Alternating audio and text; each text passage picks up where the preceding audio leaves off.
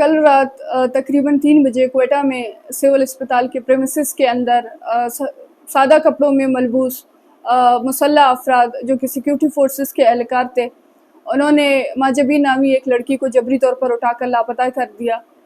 کئی گھنٹے گزر چکے ہیں، تاحال ماجبین کے بارے میں کوئی معلومات نہیں ملی ہے کہ ماجبین کو کیوں اٹھایا گیا ہے اور انہیں کہاں رکھا گیا ہے، اور نہ ہی ان کے خلاف کوئی FIR سامنے آئی ہے اور نہ ہی انہیں مجسٹریٹ کے سامنے پیش کیا گیا ہے۔ اس بات سے یہی ثابت ہوتی ہے کہ یہ جبری گمشدگی کا کیس ہے، اور یہ جبری گمشدگی کا مقدمہ صرف ماجبین تک محدود نہیں ہے، بلکہ 4 دن پہلے ماجبین کے بھائی یونس بلوچ کو ان کے آبائی علاقے بیسما سے جبری گمشدگی کا نشانہ بنایا گیا ہے۔ ماجبین بلوچ کی جبری گمشدگی بلوچستان میں پہلی بلوچ عورت کی جبری گمشدگی کا واقعہ نہیں ہے، بلکہ ماضی میں اس طریقے کے کئی واقعات رپورٹ ہوئے ہیں، اور یہ وہ ریاست کی جارحانہ اور منظم پالیسی کا تسلسل ہے جو بلوچستان میں آئے روز جبری گمشدگی کے کیسز رپورٹ ہو رہے ہیں، یا ماورِ عدالت قتل کے کیسز رپورٹ ہو رہے ہیں۔ اس وقت روزانہ کی بنیاد میں ریاست کی جو ایک منظم پالیسی ہے، جس میں ہر ایک بلوچ جو روزانہ کی بنیاد میں جبری گمشدگیوں کا شکار ہوتی آ رہی ہے، اور روزانہ کی بنیاد میں ماورِ عدالت قتل اور لاشیں موصول ہو رہی ہیں، یہ وہی پالیسی ہے جس کے تحت نہ صرف مرد پہلے جبری طور پر اٹھا کر لاپتہ کر دیے جاتے تھے، بلکہ ابھی اس تسلسل میں بلوچ عورتیں بھی شامل ہیں۔ اور المیہ یہ ہے کہ پہلے صرف ایک گھر سے جب کسی کا بھائی یا کسی کے بیٹے کو جبری طور پر اٹھایا جاتا تھا، تو اس کے گھر کے اہل خانہ، اس کے گھر کے افراد اجتماعی اذیت میں، اس اجتماعی سزا میں صرف ذہنی اذیت اور کرب کا شکار ہوتے تھے۔ لیکن ابھی اس اجتماعی اذیت کو نہ صرف ذہنی اور نفسیاتی، بلکہ ان کے گھر کے رشتہ داروں کو، بلوچ عورتوں کو، ان کی بہنوں کو یا ان کی بیٹیوں کو جبری طور پر غائب کر کے اس اجتماعی اذیت کو مزید دگنا کرنے کی کوشش ہے۔ بلوچستان میں جو ریاست کی جارحانہ پالیسیاں اس وقت جاری ہیں، جس میں وہ تنظیمیں، وہ کارکن جو بلوچستان میں ان ریاست کی ماورۂ عدالت قتل اور انسانی حقوق کی خلاف ورزیوں کے خلاف بات کرتے ہیں، ان کو کریک ڈاؤن کا سامنا ہے، یا ان کے خلاف مقدمات، یا ان کو جیلوں میں ڈالا گیا ہے، بلکہ ہر ایک بلوچ کسی نہ کسی طریقے سے ریاستی جبر کا شکار ہے۔ اور وہ تنظیمیں جن میں بلوچ یکجہتی کمیٹی سر فہرست ہے، جو بلوچستان میں ہونے والی ان ماورۂ عدالت قتل کے خلاف آواز اٹھاتی ہیں، ان آوازوں کو کچلنے کی کوشش میں وہ جو پاکستان کے نمائندے اس طریقے کے سنگین الزامات لگاتے ہیں، اور وہی پاکستان کے صحافی، وہی پاکستان کے دانشور اور وہی مین اسٹریم میڈیا جو تکتے نہیں ہیں اس بیانیے کو آگے لے کے جانے کے لیے، لیکن جب بلوچستان میں اس طریقے کے انسانی حقوق کی خلاف ورزیوں کے واقعات اس طریقے کے ریاست کی جانب سے، سیکیورٹی فورسز کی جانب سے، آرمی کی وردی میں ملبوس سیکیورٹی فورسز جو کہ سرعام آ کے بلوچستان کے میں دہشت گردی کر رہی ہے، جو کہ سرعام گھروں میں دعویٰ بول کر، آج سے 4 دن پہلے جو اواران میں واقعہ ہوئی ہے، جس میں ایک شخص کو جبری گمشدگی کی کوشش میں سیکیورٹی فورسز نے آرمی کی وردی میں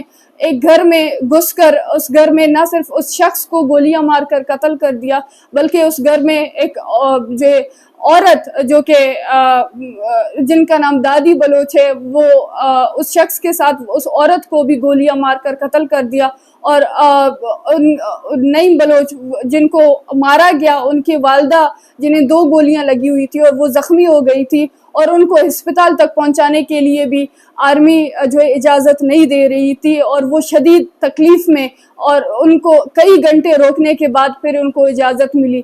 یا پھر اس کے علاوہ مشقے کے واقعے کو میں سامنے رکھوں، جس میں 4 دن پہلے लतीफ़ बलोच को उसके घर में उसके बीवी बच्चों के सामने, एहलखाना के सामने उनको गोलियां मारकर कत्ल कर दी गई। लेकिन ये वाक़यात पाकिस्तान के मेन स्ट्रीम मीडिया में रिपोर्ट नहीं होते, या ये इंसानी हकूक़ या ये जो डायरेक्ट जो टेररिस्ट एक्ट्स हो रहे हैं बलूचिस्तान में, या जो डायरेक्ट जो है वो लोग जिनको जो रियासत की सरपरस्ती में बलूचिस्तान में सरेआम दहशत गर्दी कर रही हैं, जिनको डेथ स्क्वाड कहा जाता है, या फिर प्राइवेट मलेशियाज हैं जिनको बलूचिस्तान में एक्टिव किया गया है और रोज़ाना की बुनियाद में वो लोगों को मार रहे हैं, लोगों को कत्ल कर रहे हैं।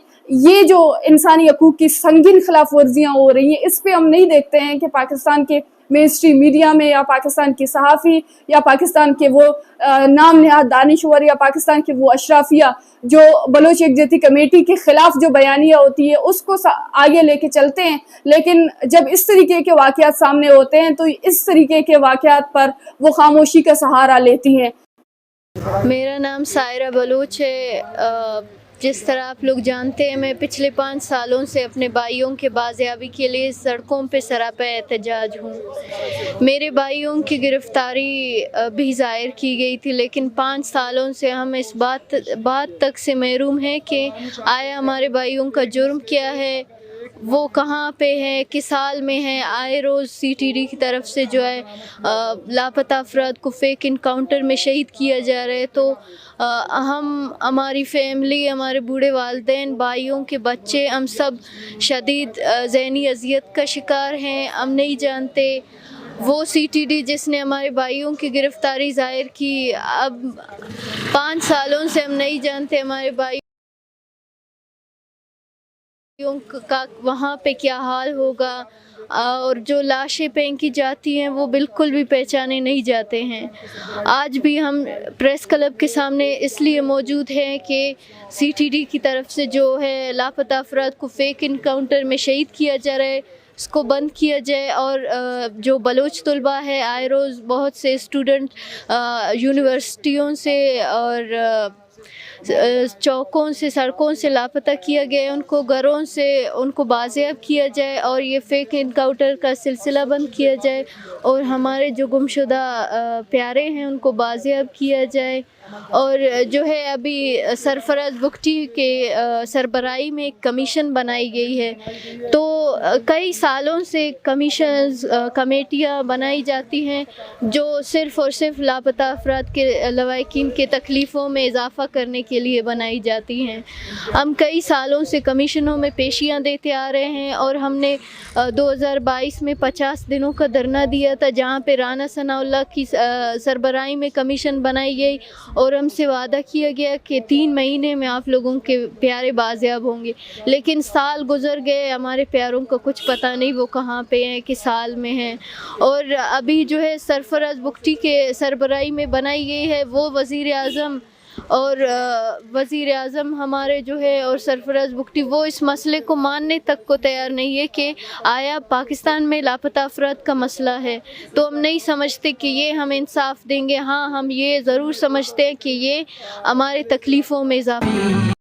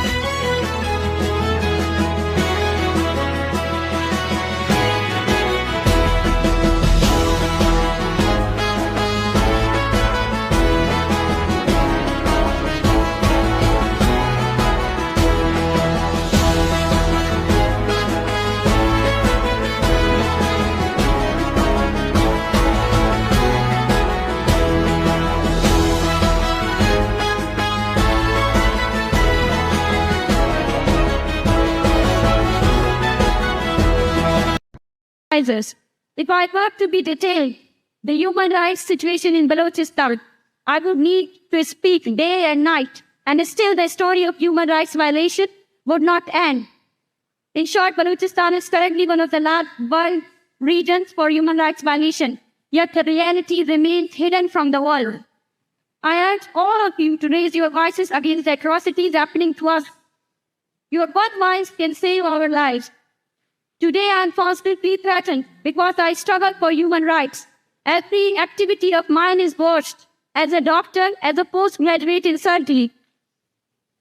During the training in the hospital, I am followed and intimidated.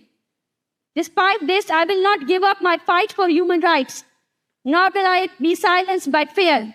I will continue to fight for a better life for my people. When we speak about missing persons, the state uses different tactics to undermine our past. Back in Balochistan, the media has bombarded us about questions that why people are being killed in Balochistan. And we are not spared even in this international platform. On May 24, even on Norwegian soil in Oslo, at a PEN Norway event, I was confronted with the same questions. The state is backing a huge social media campaign against me, with my pictures being shared online. In one picture, a glass filled with juice is seen, and it is being propagated as wine. Another picture of my watch is being shared, claiming it cost $41,000. Here in this hall, agents of Pakistani intelligence agency have been sitting and filming me. I informed the organizers and the police. They are actively following these people, and they have been identified.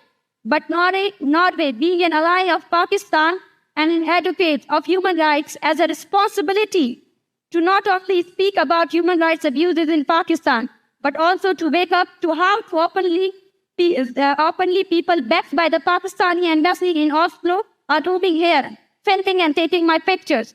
They are a threat to Norwegian democracy and sovereignty. No matter how much the state of Pakistan